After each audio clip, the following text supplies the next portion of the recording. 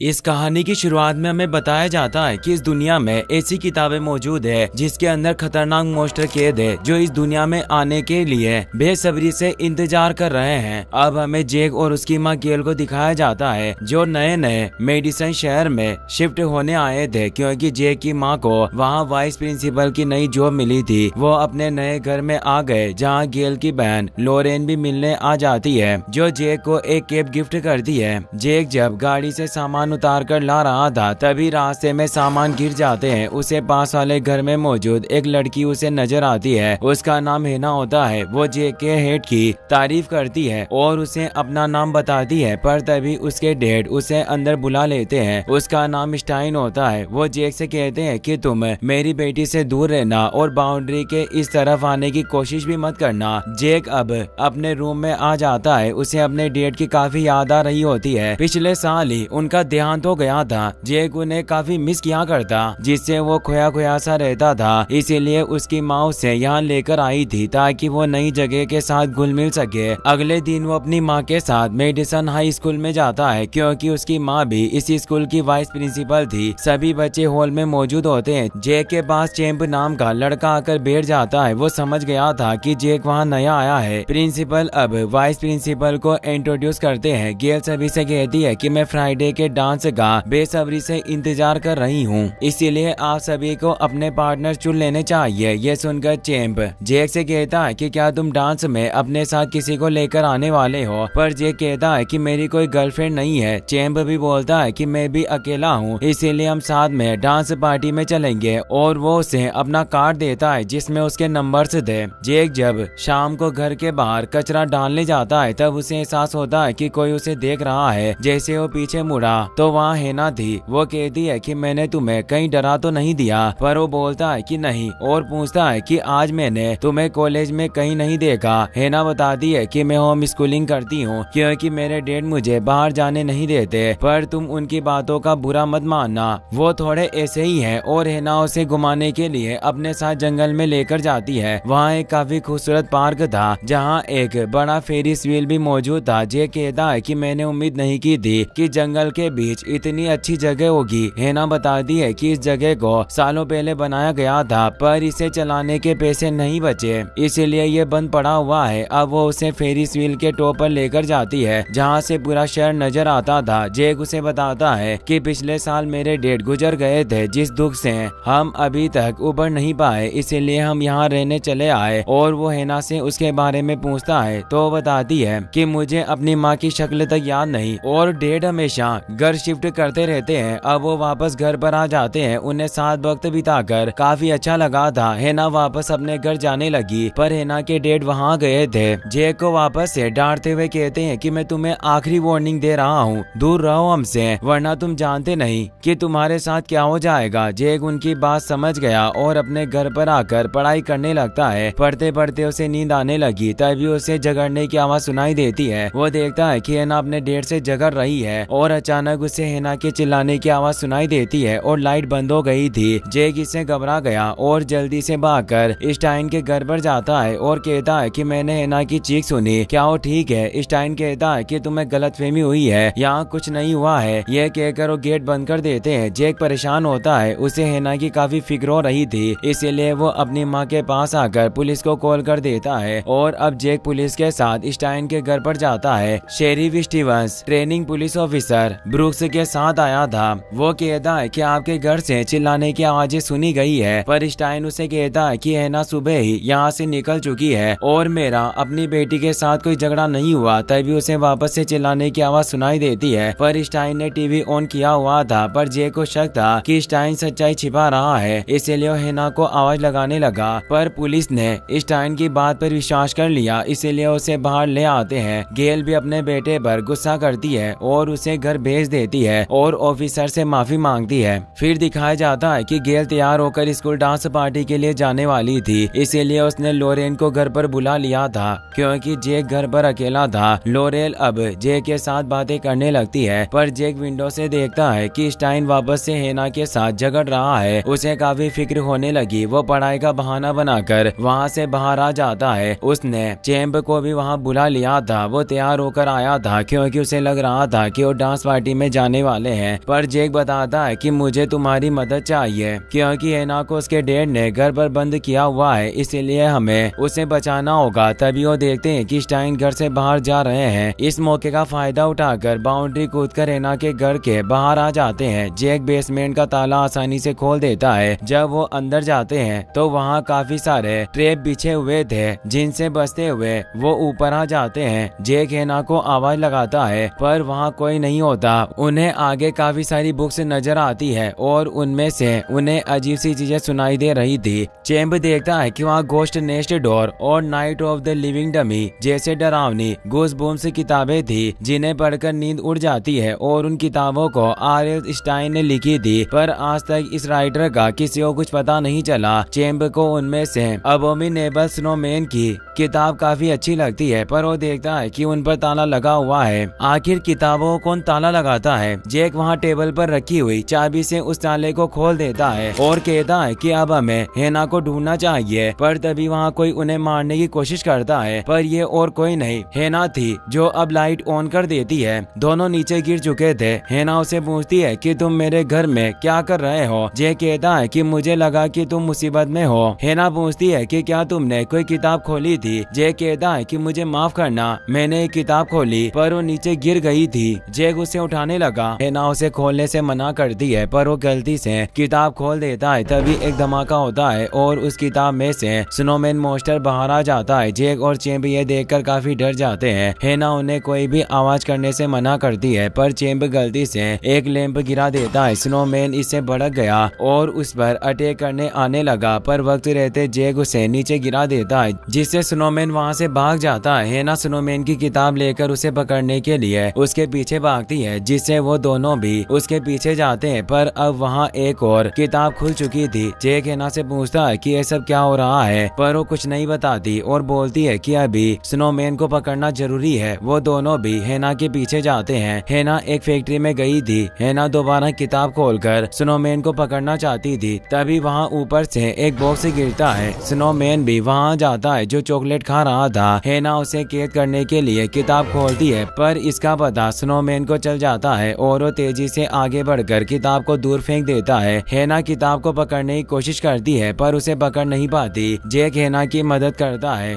और किताब को दूर कर देता है। अब वो तीनों स्नोमैन से बचते हुए छिप जाते हैं और गेट बंद कर देते हैं, पर स्नोमैन गेट तोड़ने लगा और उन्हें मारने वाला था। पर अब स्टाइन वहाँ गया था, जो बुक में स्नोमैन को वापस कैद कर लेता है। स्टाइन उन तीनों पर गुस्सा करता है और उन्हें लेकर घर जाने लगते हैं। जेक समझ गया था कि वो ही आर.एल. स्टाइन है, जिन्होंने ही सभी गूज़बम्प्स किताबें लिखी थी, पर वो जेक को सच्चाई नहीं बताते कि मॉन्स्टर बाहर कैसे आया। वो घर आकर हेना से कहते हैं कि हमें ये घर छोड़कर जाना होगा, पर जेक उन्हें रोकना चाहता था, इसीलिए वो अंदर जाता है। हेना भी यहाँ से जाना नहीं चाहती थी। जेक जोर देकर स्टाइन से पूछता है कि आखिर आपकी कहानी का स्नोमैन बाहर कैसे आया। स्टाइन बताते हैं कि जब मैं बच्चा था तो मुझे एक भयानक एलर्जी थी, जिसकी वजह से मुझे घर के अंदर रहना पड़ता था और सारे बच्चे मेरी खिड़की पर पत्थर फेंककर मुझे चिढ़ाते थे। क्योंकि मेरे कोई दोस्त नहीं थे तो मैंने खुद के दोस्त बनाए, पर वो सभी मॉन्स्टर, जानवर और डीमंस थे। ये मैंने उन बच्चों को डराने के लिए बनाए थे जो मेरा मजाक उड़ाया करते थे। मेरे लिए वो सभी असली बन गए और फिर एक दिन वो किताब से बाहर निकल आए असली बनकर।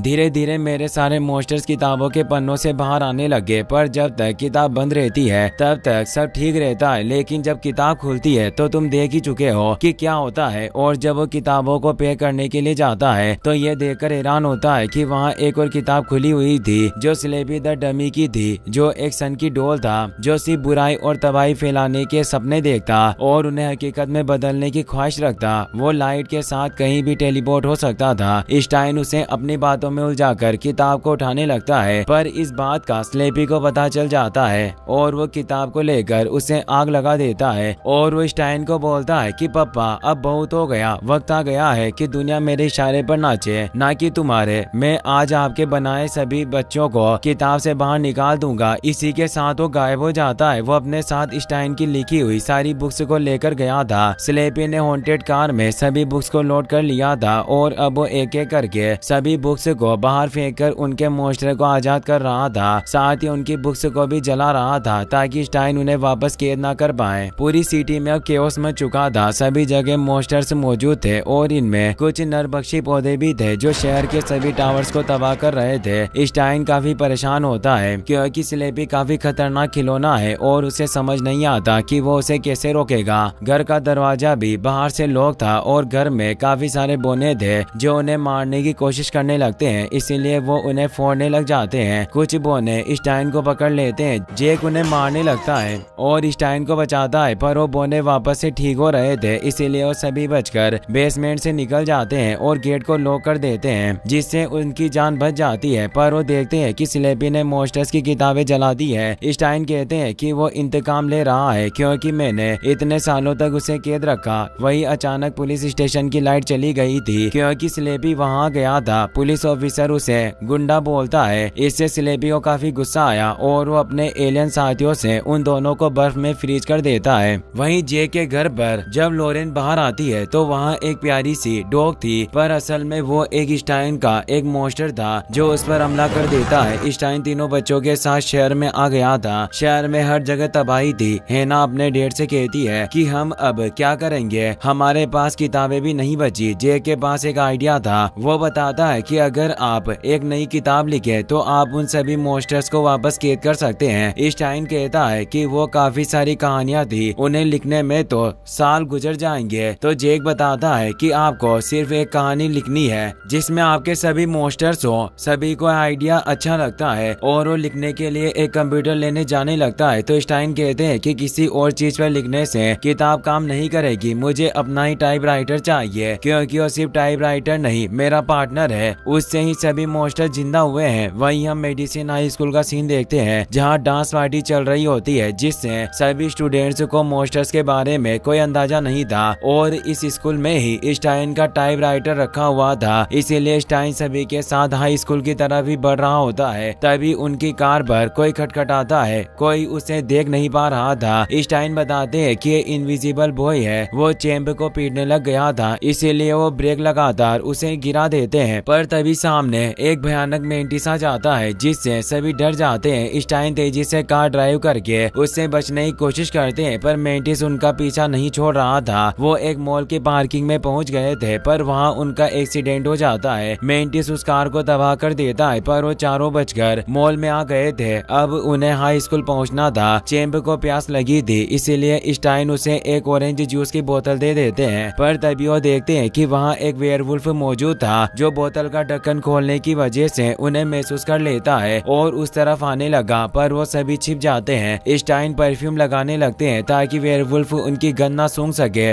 और वो एक टेबल के नीचे छिप गए थे, पर वेयरवुल्फ उसी टेबल के ऊपर आ गया था। जेक एक टॉय की मदद से वेयरवुल्फ का ध्यान भटकाता है और वो चारों भागते हुए मॉल से बाहर निकलने लगते हैं। वेयरवुल्फ को भी उनका पता चल जाता है और उनका पीछा करने लगता है, पर वो वक्त रहते वहाँ से बाहर निकल जाते हैं और दरवाजा बंद कर देते हैं। पर वो वापस दरवाजा तोड़ने लगता है, इसीलिए वो वहाँ से भाग जाते हैं। पर वेयरवुल्फ उनके पीछे आ गया था और वो चारों तरफ से गिर चुके थे। पर तभी एक कार तेजी से आती है और उसे टक्कर मारकर कचरे में फेंक देती है। ये लॉरेन थी जो कार लेकर आई थी। जेक उन्हें वहाँ देखकर हैरान हुआ और पूछता है कि मासी आप यहाँ क्या कर रही हो। वो बताती है कि ये मेरा ही स्टोर है और फोन में टावर नहीं आ रहे थे, इसीलिए मैं यहाँ आ गई। लॉरेन को स्टाइन काफी अच्छा लगता है और उससे बात करने लगी, पर जेक उन्हें कहता है कि आपको पुलिस स्टेशन जाना होगा और उन्हें कहना कि वो सीधा कॉलेज पहुँचे। लॉरेन उनकी बात समझ जाती है। अब वो चारों कब्रिस्तान के रास्ते से शॉर्टकट लेते हुए हाई स्कूल की तरफ बढ़ने लगे थे। स्टाइन और चैंप बातों ही बातों में आगे निकल गए। तभी हेना की टी शर्ट फंस जाती है, इससे वो डर गई, पर जेक उसे एहसास दिलाता है कि मैं तुम्हारे साथ हूँ और तुम्हें डरने की जरूरत नहीं, ये सिर्फ स्टेचू है, और वो उसे बाहर निकालता है। उन दोनों को एक दूसरे से प्यार हो गया और वो किस करने वाले थे, पर तभी चांद की रोशनी जैसे ही हेना पर पड़ती है तो उसकी बॉडी ग्लो होने लगती है। जेक इससे डर जाता है। वो समझ चुका था कि हेना भी स्टाइन का लिखा हुआ एक किरदार है। तभी जमीन में से एक ज़ॉम्बी निकलता है। हेना जेक को बचाकर भागने लगती है। उस जगह पर कई सारे ज़ॉम्बीज थे जो उनके पीछे पड़ गए, पर चारों बचते हुए कब्रिस्तान के गेट से बाहर निकल आते हैं और ज़ॉम्बी से बच जाते हैं। वहीं लॉरेन पुलिस स्टेशन पहुंचती है, पर वहां स्लेपी मौजूद था जो उसे भी फ्रीज करवा देता है। वहीं स्टाइन तीनों बच्चों के साथ स्कूल पहुंच गए थे जहां वो सभी टाइपराइटर को ढूंढने लगते हैं। तभी जेक अकेले में स्टाइन को ले जाकर पूछता है कि क्या हेना असली नहीं है। उसे लगता है कि वो इंसान है, ना कि उसका बनाया हुआ कोई किरदार। स्टाइन बताते हैं कि जब तक मैंने हेना को नहीं लिखा उससे पहले मैं काफी अकेला था। मैंने हेना को इस तरह से लिखा है कि वो खुद को असली समझती है और मेरे लिए भी वो एक बेटी की तरह है। जैक उनकी बात समझता है। तभी हेना वहाँ जाती है जो उन्हें बताती है कि हमें टाइपराइटर मिल गया है। वो उस टाइपराइटर को बाहर निकाल लेते हैं। स्टाइन कहते हैं कि मुझे अब गूज़बम्प्स वाली एक कहानी लिखनी होगी जिसमें रोमांच और ड्रामा भी होना चाहिए, तभी कहानी असली होगी। और अब वो लिखने के लिए एक कमरे में जाने लगे और कहते हैं कि तुम सभी को आगाह करना होगा क्योंकि स्लेपी मुझे ढूंढने जरूर आएगा। स्कूल के सभी बच्चे डांस कर रहे होते हैं। जेक अपनी माँ से मिलता है और उन्हें बताता है कि हमें सभी को बचाना होगा और वो चैंप के पास स्टेज पर चला जाता है और कहता है कि शहर में खतरनाक मॉन्स्टर घूम रहे हैं और उन्होंने हमारे शहर पर कब्जा कर लिया है। पर किसी को इस बात पर विश्वास नहीं होता। तभी मेंटिस दीवार तोड़कर एक मोटे को खा जाता है। सभी ये देखकर काफी डर गए। स्लेपी भी वहाँ आ गया था जो बोनो की मदद से बची हुई सारी गूज़बम्प्स किताबों को भी बाहर निकालने लगता है और उनके मॉन्स्टर्स को आजाद करके उन्हें जला देता है। जेक सभी स्टूडेंट से कहता है कि हम ये सब रोक सकते हैं क्योंकि स्टाइन एक किताब लिख रहे हैं जिसमें ये मॉन्स्टर वापस कैद हो जाएंगे, पर इसके लिए हमें स्कूल की हिफाजत करनी होगी, जिसके लिए वो सभी दरवाजों को कुर्सियों की मदद से बंद करने लगते हैं। स्लेपी सभी मॉन्स्टर से कहता है कि तबाही में काफी मजा आता है। आज से पहले मैं इतना खुश कभी नहीं हुआ। हम सभी चाहते हैं कि यह सब ऐसा ही चलता रहे, पर इसके लिए हमें स्टाइन को ठिकाने लगाना होगा। और वो सभी मॉन्स्टर से स्कूल पर हमला करवा देता है। पूरा स्कूल उन मॉन्स्टर से गिर चुका था और रोबोट भी लेजर से गेट तोड़कर अंदर आने लग गए थे। स्टाइन तेजी से कहानी लिख रहे होते हैं। तभी हम देखते हैं कि टाइलर नाम की लड़की जो अपने बॉयफ्रेंड के साथ भाग रही थी, तभी वहाँ वेयरवुल्फ आ जाता है। डर कर वो लड़का टाइलर को छोड़कर भाग जाता है। वेयरवुल्फ टाइलर को मारने के लिए आगे बढ़ा जिससे वो काफी डरी हुई थी। चैंप ये देख रहा था। वो उसे बचाने के लिए वेयरवुल्फ पर ही कूद पड़ता है और उसे बाइट कर लेता है जिससे वेयरवुल्फ डर कर भाग जाता है। ये देखकर टाइलर उससे काफी इम्प्रेस हो गई थी और वो उसे किस कर लेती है। वहीं स्टाइन अपनी कहानी में सभी मॉन्स्टर के नेम ऐड कर रहे थे, पर तभी वहाँ स्लेपी आ जाता है। स्टाइन अपने टाइपराइटर को बचाने की कोशिश करते हैं, पर इससे स्लेपी उनके हाथ को ही कुचल देता है। हेना और जेक भी वहाँ गए थे जिससे स्लेपी वहाँ से भाग जाता है। स्टाइन कहता है कि मेरी कहानी सिर्फ खत्म होने वाली थी, अब सिर्फ 2 पेज ही बचे थे। अब पूरे स्कूल में अफरा तफरी का माहौल था। जेक भी टाइपराइटर लेकर स्टाइन और हेना के साथ वहाँ से निकलने लगता है। नरबख्शी पौधे स्कूल के अंदर आ चुके थे। स्टाइन और जेक उन्हें बाहर निकालते हैं। तभी चैंप भी टाइलर के साथ वहाँ जाता है। वो देखते हैं कि हेना की बॉडी भी ग्लो हो रही थी क्योंकि उस पर मून की डायरेक्ट लाइट पड़ रही थी। अब वहाँ पर काफी सारे मॉन्स्टर आने लगते हैं, इसलिए वो जल्दी से उस जगह से निकलने लगते हैं। सभी रूम्स में आकर दरवाजा बंद कर देते हैं। स्टूडेंट और टीचर काफी घबराए हुए होते हैं। स्टाइन कहते हैं कि स्लेपी सिर्फ मुझे चाहता है ताकि मैं कहानी पूरी ना कर सकूं, इसीलिए मैं बस लेकर यहाँ से निकल जाऊंगा और तुम सभी की जान बच जाएगी। जेक कहता है कि मेरे पास एक आइडिया है। फिर दिखाया जाता है कि स्टाइन बस लेकर स्कूल से निकल जाता है। स्लेपी को पता चल जाता है कि स्टाइन वहाँ से भाग रहा है, इसीलिए वो सभी मॉन्स्टर्स को स्टाइन के पीछे भेज देता है और मेंटिस बस का एक्सीडेंट कर देता है। पर जब सभी मॉन्स्टर बस के पास जाकर देखते हैं तो उन्हें पता चलता है कि उसमें स्टाइन नहीं है, बल्कि जेक ने ऑटोमेटिक डिवाइस से बस को ऑन किया था और वो दूसरे रास्ते से बस लेकर निकल गए होते हैं। मॉन्स्टर जब उस बस का दरवाजा खोलते हैं तो उसमें लगा बॉम्ब एक्टिवेट हो जाता है और एक काफी तेज धमाका होता है जिससे काफी सारे मॉन्स्टर मारे जाते हैं। स्टाइन और बाकी सभी खुश होते हैं और अब वो सभी जंगल में मौजूद पार्क में आ जाते हैं। वहीं अब सभी मॉन्स्टर्स वापस जिंदा होने लगते हैं क्योंकि इन्हें मारा नहीं जा सकता था और अब स्लेपी सभी मॉन्स्टर्स को स्टाइन को ढूंढने के काम पर लगा देता है। वहीं फेन पार्क में जेक अब स्टाइन के बताए अनुसार कहानी लिख रहा होता है, पर स्लेपी वहां पहुंच गया था, इसीलिए वो वापस से उस जगह से भागने लगते हैं। स्लेपी कहता है कि स्टाइन में तुम्हारा सबसे अच्छा यार था, पर तुमने मुझे धोखा दिया और किताबों के पन्नों में कैद कर दिया। पर अब वक्त आ गया है कि मैं भी तुम्हें कैद करूं। और वो अपने पास मौजूद एक खास किताब निकालता है जिसमें एक खतरनाक मॉन्स्टर था। स्टाइन तीनों बच्चों के साथ भागने लगता है क्योंकि ये सोल लोविंग मॉन्स्टर था जो सब कुछ निकल सकता है, जिससे वो फेन हाउस भी बर्बाद होने लगता है। स्टाइन जेक से कहते हैं कि तुम सब आगे बढ़ो और कहानी पूरी करो, मैं मॉन्स्टर का ध्यान भटकाऊंगा। जेक कहता है कि आखिर में क्या लिखूं। स्टाइन कहते हैं कि वही कहानी है जो अभी हमारे साथ हो रहा है। जेक अब अपने दोस्तों के साथ ऊपर झूले पर आ जाता है और कहानी लिखने लग जाता है। सोलोविंग मॉन्स्टर स्टाइन को निगल लेता है, जिससे स्टाइन अपनी जगह से